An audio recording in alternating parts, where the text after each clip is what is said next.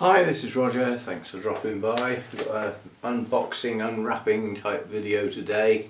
It's orchid related but not orchids, so no new plants. Yes, that must have been really weird, the Sunday chat coming back from an orchid show with no new plants.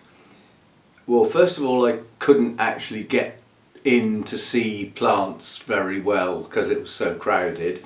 And from what I did see, there was nothing there took my fancy. I'm not buying plants just for the sake of it. Right, so what have we got then? We've got the start of a change in here. And it's based on really the way some of the plants, well, most of the plants are looked after at the Mathers Foundation. So I'm following in their footsteps to a degree. I can't do everything they do. The first thing I can't do is have a 20-foot high roof, you know. And that volume of air space does make a difference. You look at most of the nurseries that are growing lots and lots of plants really well. They're not little low roofs, they're not confined spaces, they're big spaces. And I think it makes quite a lot of difference. Anyway, let's see what I got. On the end of this video is a little clip that again's not orchids, but it's a bit of a treat. No, it's not chocolate. Right, so we've got parcels and boxes. Boxes first, I suppose, because they're easier.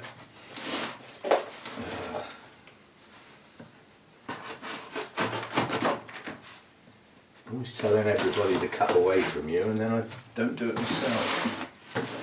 It does pay though if you've got something that resists a sharp knife. This doesn't. This is just little bits of tape.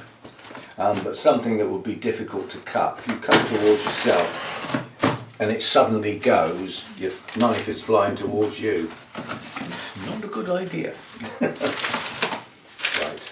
So most of you know what this is and the fact that it's coming because I mentioned it. This is part one. You will come out or you're just going to be annoying. There we go. Right, so what we've got here,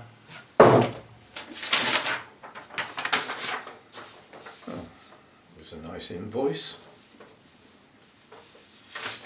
Jolly good. So buying 10 at once like this, these have worked out less than £1 a tray. So, nice easy going bill for that. And these are nothing more than sturdy. These are not flimsy, these are sturdy trays. So even with a load inside them, you can pick them up without them buckling. And obviously no holes because they have to hold water. Right. So that's number one. And now the thing that makes the change to the way I grow.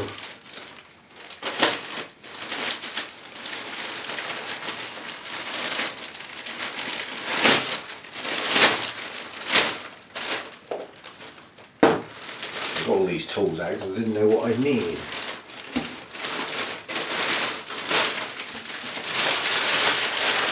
And this is the capillary matting.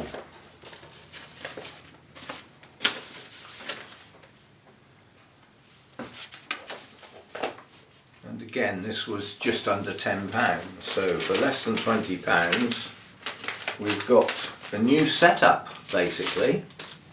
Just add orchids and RO water, both of which I've got. So I'm just having a look at their advert to see what else they've got. I do notice something there that might come in useful.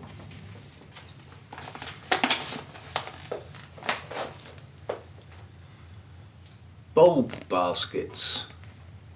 If you look at what they are very shallow pots with plenty of drainage.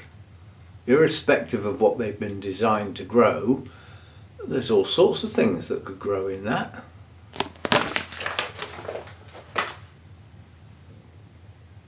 26 centimetre and 30 centimetre sizes.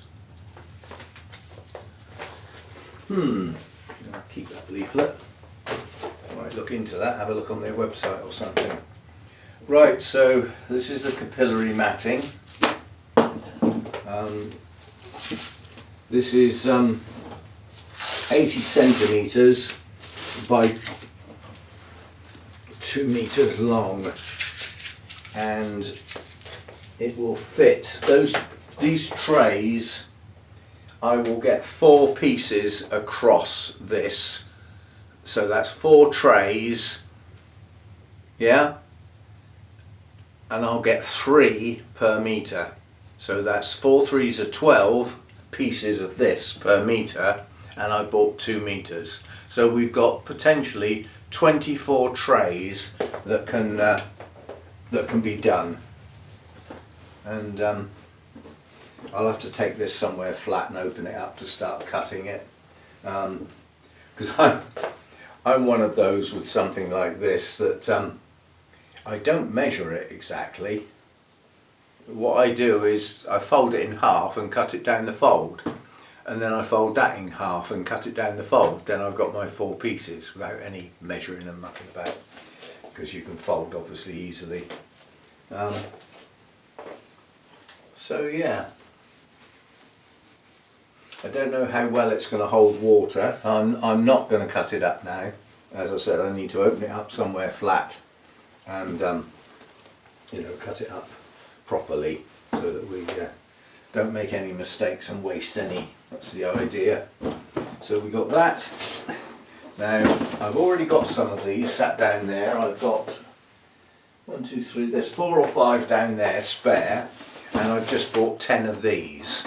I can always get more, but the idea is that we will put the capillary matting in the bottom, we will soak it with RO water so that it doesn't get algae to any great extent, and then we stand our pots on the capillary matting, and basically the water will evaporate around the pots, yeah, up round the plants, form a little microclimate. It will help keep the temperature down because of the evaporation process automatically cools, yeah, so we will have slightly cooler air around the plants, and it'll be moister, but it'll be just around the plants, because obviously it'll keep evaporating, and as it hits drier air it will diffuse, but immediately around the plants we will have that microclimate. That's how the Mathers Foundation works. All of their staging trays are lined with this stuff, and it's kept constantly wet. The water will not soak up into the plants. We won't have soggy pots because all the pots have got feet, and I will sit them on here and check, and if it looks like they're managing to get hold of some water, then I will put them back in their trays and they will sit on the matting in their drip trays so that they can't access the water, because I don't want soggy pots. Most of my pots have got a bit of crocking in the bottom, so they'd never, you know, it would never wick up through that. But that's the principle. We will get extra humidity around the plants. It's not going to be for all plants, it's for those that basically require something along the lines of the cold cloud forest environment. And I'm going to try and not replicate it, but get a lot closer than I am now. So Miltoniopsis, Masdevallias, Draculas, the odontype oncidiums, and a few other things dotted around that could benefit from it. As I said, quite a few of my plants are quite happy with the humidity level of the air that's in here now. They don't really need a change. But those that could do with that extra little help will get it, and I'm hoping this works. And then that is in conjunction with, when I can get round to it, because it's a big job, is actually rearranging this grow room completely. This workbench is going over in the top corner up there, so that when I'm working on the bench, if I'm filming, the backdrop is the garden, and my view while I'm working is the garden rather than a brick wall. This is not a nice view. It's not a nice backdrop to when I'm filming either, come to think of it. So this is going up there, that's where I will work. To do that, obviously everything over that side's got to move, and it can't go where it needs to go until this is over there. So it's one of those shuffling things where shelving's got to come out of the way to enable this to go round the back and get up into that corner.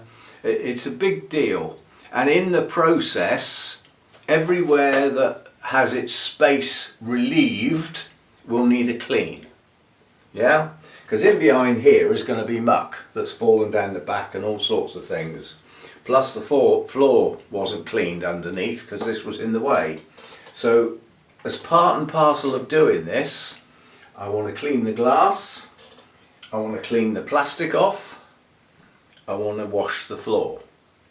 So it's all got to be done a bit at a time. Like this will have to be moved into the middle of the grow room, so towards the door. Yeah? When it's out of the way, we can get the watering table out of the way as well. Then we can clean this whole area, including the floor. Then the two lots of staging that are coming over here can be pulled out and slid across because they're on these little trays. They slide on this floor really easily, hopefully without having to take all the plants off. They will move over to here and take up their position. Yeah? The gap that they leave will then need the glass cleaned, the plastic cleaned and the floor cleaned. Yeah? And that's those two. Then the next big shelf moves along into their space. And then the glass and the plastic and the floor have to be done.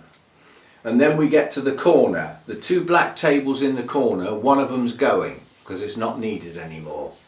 I'll explain why in another video. You're probably not going to like it, but that's how it's going to be. I don't like continually putting effort into something that doesn't respond. Subtle hint. Nonetheless, so the corner, these two shelves over here, this is in the middle, out of the way. The big shelving there comes up into this corner. We've now got no plants up in that corner where the sun comes through the roof in midsummer. That's important. Now Hannah said straight away, if you're going to put your workbench up in there, won't you be in full sun? I said, well, yes, when the sun comes out and not first thing in the morning. And I wouldn't be repotting that much in the middle of the summer anyway, so I'll live with it. Yeah? And then that rearranges that side and this corner. The rest of it is probably staying as it is. But at some point it's still going to have to be pulled out, clean the glass and the plastic and do the bit of floor. So it's a big job. It's not a 10-minute job, it's a big job. And I'll have to be in the mood to do that. If I start that job and I don't really want to do it, then I'm going to muck about and I'll end up halfway round or something and just walk away from it because I'm fed up. So I've got to really want to do it to get it done. And then the idea is that we will rearrange some shelving, set up our plants on our trays. That can be done irrespective of moving stuff around, you know, that can be done anytime. Yeah, so it's a redesign of the shelving placements in the grow room and a bit of a clean up while we're at it, because it hasn't had one for quite a long time. And the plastic, certainly round the bottom, is covered in black mould, so it's not very pleasant. And it wipes off, it wipes clean really easily. So yeah, good stuff. And the staging in the middle with the cymbidiums on, I'm going to have to work at that because we've got plants in bloom here that are tangled up together, and well, I can show you, I can swing the camera around. These two cymbidiums here, so I can't see what I'm doing here. There we go. Let me just tip the camera up a bit. There. I mean, you've got a job to see that it's two plants. And I mean, we've got a spike Cali night spike coming out over here. And one of these going up in there. I can't have plants like this. These are both being spoilt by each other. And there's nowhere else for them to go at the moment. I need more space, and I need some big space. So some things are going to have to go. And some of those things are cymbidiums. Because they're the big things, they're the ones that are taking up all the space. So there we go, that was the unwrapping and unboxing. That's what was going on. That's what it's going to get used for. Hopefully it will help those cloud forest type plants get a microclimate around them that's closer to their requirements. Yeah, but without having to do the whole grow room like that. There are plants in here that would not like that level of humidity. Yeah, so it's just for the selected few. And you've got a clip on the end, a little treat. But before that, we've got a new bloom opened. Can you guess what sort it is? Of course you can. What are the only plants I've got that are in bud at the moment? My smallest Pleione. This is a small bloom. Is it attractive? Oh yes, it might be smaller than quite a few of the others, but look at those colours. Look at the colours in the lip. So I can't go too close because I can't hold it dead still and the camera will go out of focus, but look at those colours. And that is Pleione Marion Johnson Bubs. That's B-U-B-S in single quotes. Not double quotes, whoever did this label. That's Sarah, for goodness sake, Sarah, come on, you know better than that. Single quotes. But that is a beauty. See now that these bulbs here, there's 3 of them, and I've noticed one of the bulbs is pushing itself out of the media. This in a sense is good, because I can lift it out. And for the first time ever here, that is Pleione roots. They are very, very easily damaged. So I'm going to have to dig a hole now, not push that back in. If I push it back in, the tips will break. And they don't branch.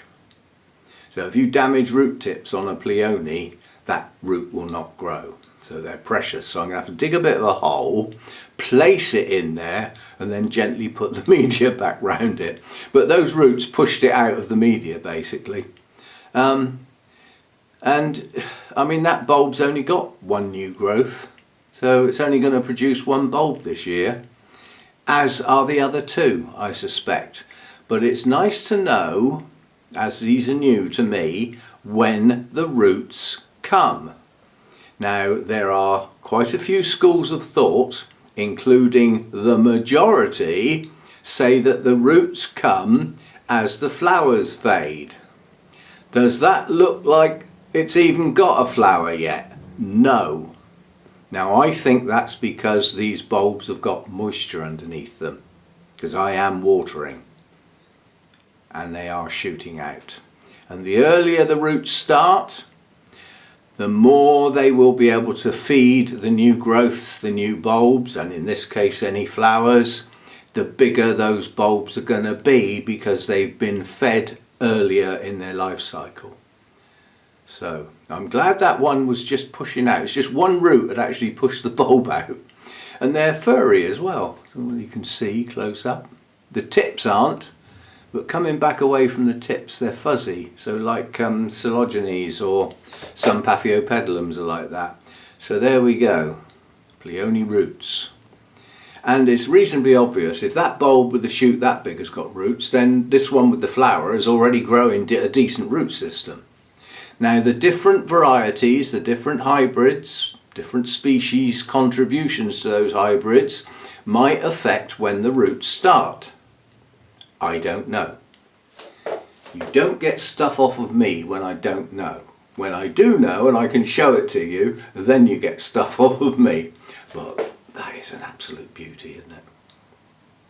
I like that a lot. So that's now 1, 2, 3, 4. That's my 5th one coming into bloom. In fact, it's my 6th. Sixth?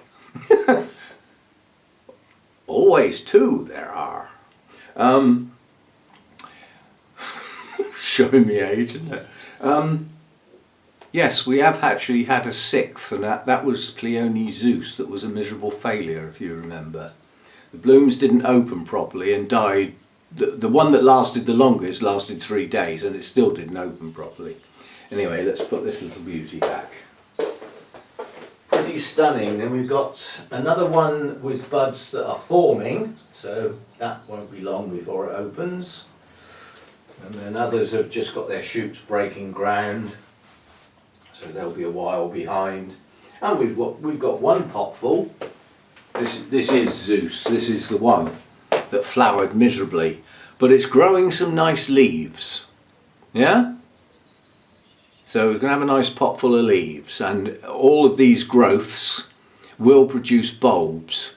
And I think I've got a problem with the difference between how the bulbs were kept through the winter, which in nearly all cases wasn't me. Yeah, these bulbs were got at the end of winter. I went to Burnham's to get the majority. The only couple of bulbs I had that spent the winter with me in here have bloomed fine. So I think there's a relationship between the temperature they have in dormancy and the temperature as they come out of dormancy. And I think in some of the cases, like this one, it was too great. The difference between the cold and the increase in temperature was too great, and it affected the blooming badly. Now, if these bulbs are kept in here next winter, the difference between their dormancy temperature and their coming out of dormancy temperature won't be that great. And talking of roots, I don't know whether I can tip this up without all the media coming out. Look on the edge of this tray. Absolutely covered in little yellow roots. Roots are growing! Yay! We have roots. As I said, they're new to me. This is a new genus. I haven't had them before. So it's all new, and it all goes in here. You know, the timing, when you see the roots for the first time. How long it takes from a shoot breaking the ground to the bud actually opening. How long the blooms last. All that sort of thing is all new. And it'll all hopefully get remembered into next year. Right, now you have a little clip on the end. It's got me talking on it, so it's not a blind one, but it's basically nothing to do with orchids. It's to do with a bit of sunshine and a certain individual taking advantage of it. See you next time. Bye for now.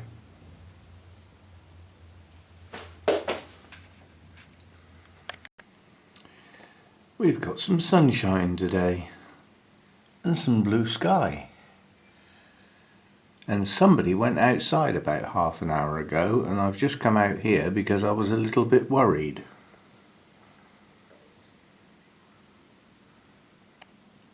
I don't think I needed to be worried. Not just yet. Funny how he always manages to find a sunny spot if there is one. Let's leave him in peace.